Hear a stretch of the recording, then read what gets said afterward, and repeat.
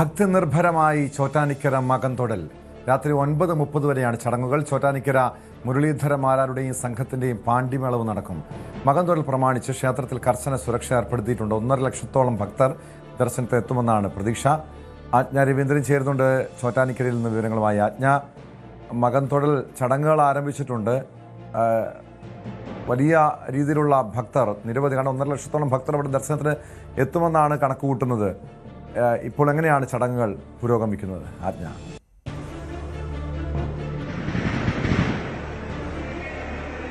Tom, 2 മണിയോട് കൂടിയാണ് നട തുറന്നിട്ടുള്ളത്. ഇപ്പോൾ ഭക്തജനങ്ങളെ അകത്തേക്ക് കയറ്റി സർവാഭരണ വിഭൂഷിതയായ ദേവിയെ ദർശിക്കാൻ ഒരുങ്ങുകയാണ്.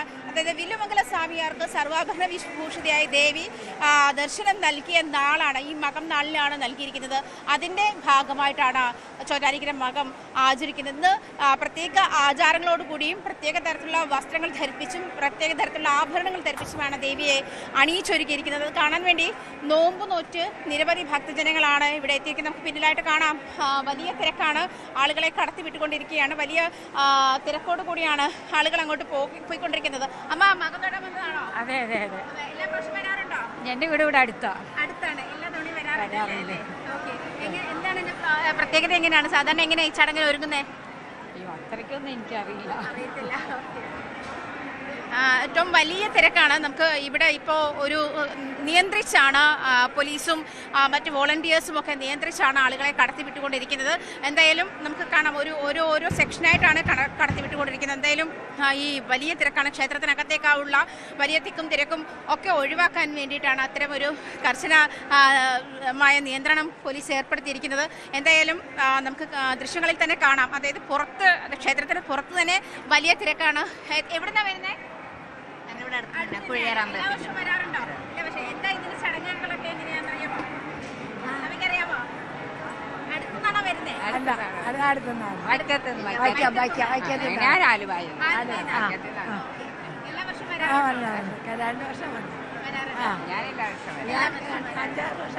ഇപ്പഴാ വരുന്നത്. വന്നോണ്ടിരുന്നതാ, തുടർച്ചയായി വന്നോണ്ടിരുന്നതാ. അല്ല ഒത്തിരി കാലം വരുന്നത്. കൊല്ലത്തുനിന്ന്. കാവനാട്.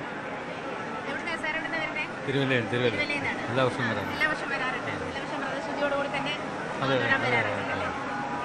രണ്ടാം തവണയാണ് കൊല്ലത്തുനിന്നാണ്. ഒരു 50 വർഷമായി വരെ കൂടിയിട്ട്.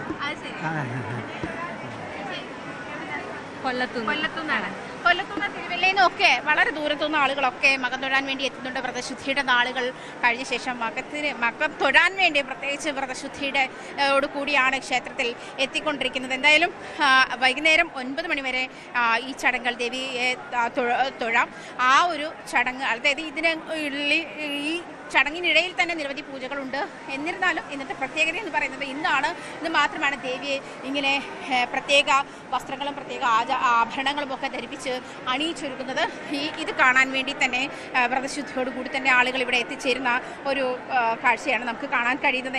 ഇത് മാത്രമല്ല, ഈ ചടങ്ങിൻ്റെ ഭാഗമായിട്ട് ഈ വലിയ സന്നാഹങ്ങൾ ഒരുക്കിക്കൊണ്ട് തന്നെയാണ് പോലീസായാലും മറ്റ് സുരക്ഷാ സംവിധാനങ്ങളൊക്കെ ഒരുക്കിക്കൊണ്ട് തന്നെയാണ് ദേവസ്വം ബോർഡായാലും പോലീസായാലും ഈ ചടങ്ങിന് തയ്യാറെടുക്കുന്നത് തന്നെ. അങ്ങനെ ഒരു സാഹചര്യത്തിൽ തന്നെ ഈ ചടങ്ങുകൾ ആരംഭിച്ചു കഴിഞ്ഞിട്ടുണ്ട്. എന്തായാലും നാളെ മാത്രമല്ല, ഈ 11-ന് ഈ മേൽക്കാവ് ഭഗവതി അകത്തേക്ക് എഴുന്നള്ളിയ ശേഷമാണ് പിന്നെ ശാസ്താവ്, കുഴിയേറ്റ് ശിവൻ എന്നിവരെ ചേർത്ത് 7 ദേവീദേവന്മാരുടെ കൂട്ടെഴുന്നള്ളിപ്പ് കൂടി ഉണ്ടാവും. അതുമാത്രമല്ല, നാളെ ഉത്രം ആണ് ആറാട്ട് ദിവസം. അത് ബുധനാഴ്ച രാവിലെ 5 മണിയോടുകൂടിയാണ് ആറാട്ട് ബലി നടക്കുക. തുടർന്ന് ഈ മൂര്യമംഗലം എന്ന് പറയുന്ന മൂര്യമംഗലം നരസിംഹ ക്ഷേത്രത്തിലേക്കാണ് ഇതിനായി എഴുന്നള്ളിപ്പ് കൊണ്ടുപോവുക. അതിനുശേഷമാണ് വ്യാഴാഴ്ചയാണ് ഗുരുതിയോടുകൂടിയാണ് ഉത്സവം സമാപിക്കുന്നത്. നമുക്ക് ദൃശ്യങ്ങളിൽ തന്നെ കാണാം, നിരവധി ആളുകളാണ് ഇവിടേക്ക് എത്തിച്ചേർന്നുകൊണ്ടിരിക്കുന്നത്. ഞാൻ നേരത്തെ സൂചിപ്പിച്ച പോലെ പല സെക്ഷനായിട്ട് അമ്പലത്തിലേക്ക് കയറാനും അമ്പലത്തിലെ സ്പേസ് ഒക്കെ അനുസരിച്ചിട്ട് ആളുകളെ അക്കോമഡേറ്റ് ചെയ്യാനും പറ്റുന്ന തരത്തിലേക്കാണ് പോലീസായാലും വോളണ്ടിയേഴ്സായാലും ആളുകളെ കർശനമായ നിർദ്ദേശങ്ങളും നിയന്ത്രണത്തോടും കൂടിയാണ് ആളുകളെ കടത്തിവിട്ടുകൊണ്ടിരിക്കുന്നത്. നിലവിൽ ഈ 2 മണിക്കാണ് ക്ഷേത്രം നട തുറന്നത്. ഇപ്പോൾ 1/2 മണിക്കൂർ കഴിഞ്ഞിട്ടുണ്ട്. ഈ അരമണിക്കൂറിനുള്ളിൽ 100 കണക്കിന് ഭക്തർ ദേവിയെ കണ്ട് തൊഴുതു മടങ്ങുന്ന കാഴ്ചയാണ് നമുക്ക് കാണാൻ കഴിയുന്നത്. ഇപ്പോഴും നമുക്ക് അതിനായി ബാരിക്കേഡുകളൊക്കെ തീർത്ത് വളരെ കർശനമായി തന്നെ ഉള്ള ഒരുക്കങ്ങൾ ക്ഷേത്രത്തിൽ ഒരുക്കിയിട്ടുണ്ട്. അത് നമുക്ക് കാണാം. ഈ ഞാൻ നേരത്തെ പറഞ്ഞതുപോലെ ഓരോ സെഗ്മെൻ്റായിട്ട് തന്നെ ആളുകളെ കടത്തിവിടുകയാണ് ചെയ്യുന്നത്. അതിനുശേഷം ആണ് വൈകുന്നേരം വരെ ക്ഷേത്രത്തിനുള്ളിൽ ദേവിയെ തൊഴാം, പ്രാർത്ഥിക്കാം. ഭക്തി നിർഭരമായിട്ടുള്ള ഒരു അന്തരീക്ഷമാണ് നമുക്കിവിടെ കാണാൻ കഴിയുന്നത്.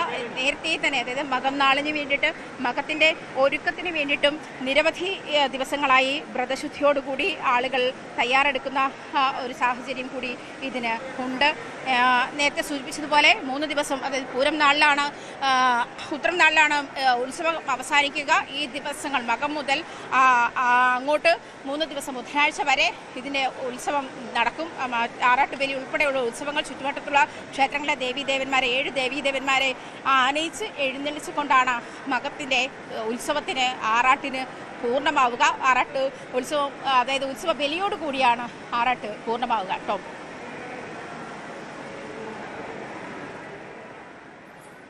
തീർച്ചയായും വലിയ ഭക്തി നിർഭരമായിട്ടുള്ള ചടങ്ങുകളാണ് ചോറ്റാനിക്കരയിൽ നടക്കുന്നത്. ആയിരക്കണക്കിന് ഭക്തർ അവിടെ എത്തിയിട്ടുണ്ട്. വലിയ സുരക്ഷാ ക്രമീകരണങ്ങളാണ്, കർശനമായ സുരക്ഷ ഏർപ്പെടുത്തിയിട്ടുണ്ട്. ഇതിന് ശേഷം, അതായത് ഈ മകം തൊഴൽ ചടങ്ങുകൾക്ക് ശേഷമാണോ പാണ്ഡിമേളം ഉൾപ്പെടെയുള്ള മറ്റ് പരിപാടികൾ നടക്കുന്നത്? ഇതിൻ്റെ ഭാഗമായി, അതായത് ഈ മകം തൊഴലിൻ്റെ ഭാഗമായി മറ്റെന്തൊക്കെ ചടങ്ങുകളാണ് ചോറ്റാനിക്കരയിൽ ക്ഷേത്രത്തിലുള്ളത്?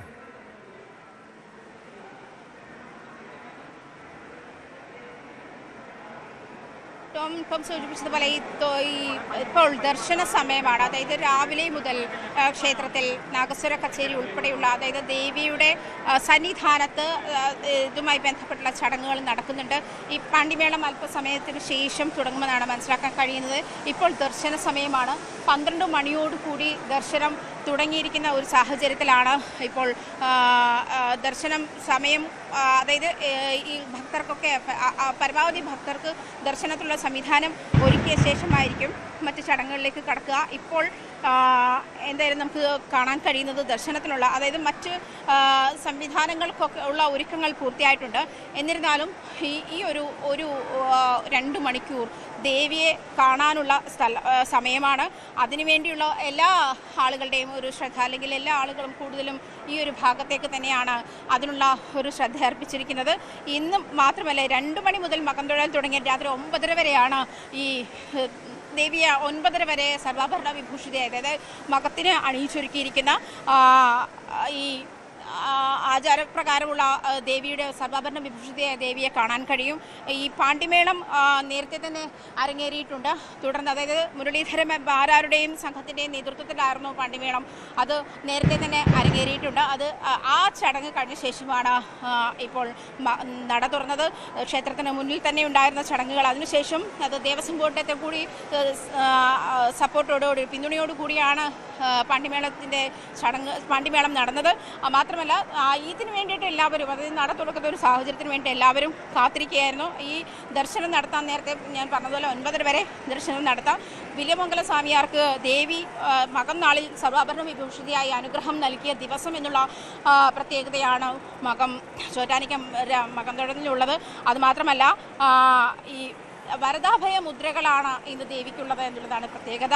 സ്വർണ്ണ കിരീടവും സ്വർണ്ണാഭരണം ഇന്ന് അണിയിച്ചൊരുക്കുന്ന തരത്തിൽ ഇന്നത്തേക്ക് മാത്രമുള്ള പ്രത്യേകതയാണ്. പ്രത്യേക തരത്തിലുള്ള ആഭരണങ്ങൾ, പ്രത്യേക തരത്തിലുള്ള ഉടയാടകൾ, അങ്ങനെ പ്രത്യേക തരത്തിലുള്ള പൂക്കളാലുള്ള അർച്ചന തുടങ്ങിയവയൊക്കെ ഇന്ന് നടക്കും. അതുമാത്രമല്ല, ഇതിന് ശേഷം മകം ദർശനത്തിന് ശേഷം മേളത്തോട് കൂടിയിട്ട് വിളക്കെഴുന്നേൽപ്പിക്കും നടക്കും. 9:30 വരെ ദേവിയെ തൊഴാമെന്നുള്ളതാണ്. അതിനുശേഷം ചൊവ്വാഴ്ച രാവിലെ, അതായത് പൂരം നാളെ രാവിലെ 5:30 പറക്കെഴുന്നള്ളിപ്പ് നടക്കും. അതിനുശേഷമാണ് രാത്രി 7:30 വരെ 7:30ക്കാണ് രാത്രി എഴുന്നള്ളിപ്പ് നടക്കുക. അതുമാത്രം വലിയ കീഴ്ക്കാവിലേക്ക് എഴുന്നള്ളിപ്പ്, പിന്നെ അടുത്തുള്ള ശിവക്ഷേത്രത്തിലേക്ക് പൂരം എഴുന്നള്ളിപ്പ്, അതുപോലെ ഭഗവതി ശാസ്താവ് എന്നിവരോടൊപ്പം പൂരം എഴുന്നള്ളിപ്പ്. 9:30 ഓണക്കുറ്റിച്ചുര ഭഗവതി, തുളുവൻകുളങ്ങര വിഷ്ണു, എടാട്ട് ഭഗവതി, കർത്തക്കാട്ട് ഭഗവതി എന്നീ ക്ഷേത്രങ്ങളിലെ പൂരം എഴുന്നള്ളിപ്പും എല്ലാ പൂരം എഴുന്നള്ളിപ്പും കൂടി ചേർന്ന് പടിഞ്ഞാറേ നടയിലെത്തുന്ന കാഴ്ചയായിരിക്കും നാളെ ഉണ്ടാവുക. അതിനുശേഷമായിരിക്കും, അതായത് നേരത്തെ ഞാൻ പറഞ്ഞ പോലെ 7 ദേവീദേവന്മാരെ ആനയിച്ച് എഴുന്നള്ളിപ്പ് വന്നതിന് ശേഷമായിരിക്കും അടുത്ത ദിവസത്തേക്ക്, അതായത് ഉത്രാനാളിലാണ് ആറാട്ട് അവസാനിക്കുക. ആ ദിവസത്തിൽ തന്നെയായിരിക്കും ഈ ആറാട്ട് ബലി ഉൾപ്പെടെയുള്ള ചടങ്ങുകൾ നടക്കുക. അതോടുകൂടിയാണ്, അതായത് മകം, പൂരം, ഉത്രം ഈ 3 നാളുകളിലായിട്ടാണ് ഇതിൻ്റെ എഴുന്നള്ളിപ്പ് പൂർണ്ണമാവുക, ഉത്സവം പൂർണ്ണമാവുക. മറ്റന്നാൾ ബുധനാഴ്ച ആറാട്ട് എഴുന്നള്ളിപ്പോട് കൂടിയാണ്. തീർച്ചയായും സൂചിപ്പിച്ചതുപോലെ പല രീതിയിലുള്ള ഐതിഹ്യങ്ങളും വിശ്വാസങ്ങളും ചോറ്റാനിക്കര മകൻ തൊഴലിൻ്റെ ഭാഗമായിട്ടുണ്ട്. പ്രത്യേകിച്ചും ദീർഘസുമംഗലിയാകാനും അവിവാഹിതകളുടെ വിവാഹം നടക്കാനും സർവ്വദോഷങ്ങൾ മാറാൻ ഈ സമയത്ത് ക്ഷേത്രത്തിൽ ദർശനം നടത്തുന്നത് വലിയ രീതിയിലുള്ള അനുഗ്രഹമാകുമെന്ന് വിശ്വസിക്കുന്നവരാണ് പൊതുവെ ചോറ്റാനിക്കരയിലെത്തുന്ന ഭക്തർ. അതുകൊണ്ടാണ് ഈ പുരുഷന്മാരെക്കാൾ കൂടുതലായി സ്ത്രീകൾ സാധാരണ ഈ ചോറ്റാനിക്കര മകൻ തൊഴാനായി ക്ഷേത്രത്തിലെത്താറുള്ളത്.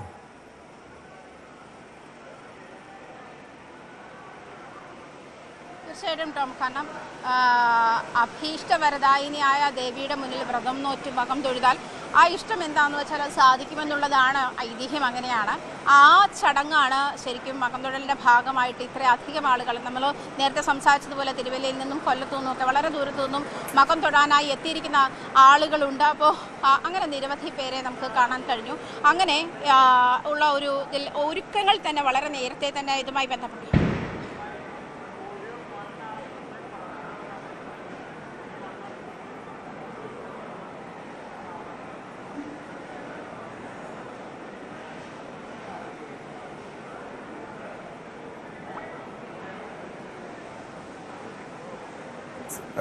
വ്യക്തമാണ്. ആജ്ഞാ രവീന്ദ്രനാണ് ചോറ്റാനിക്കരയിൽ നിന്നും വിവരങ്ങൾ നൽകുന്നത്.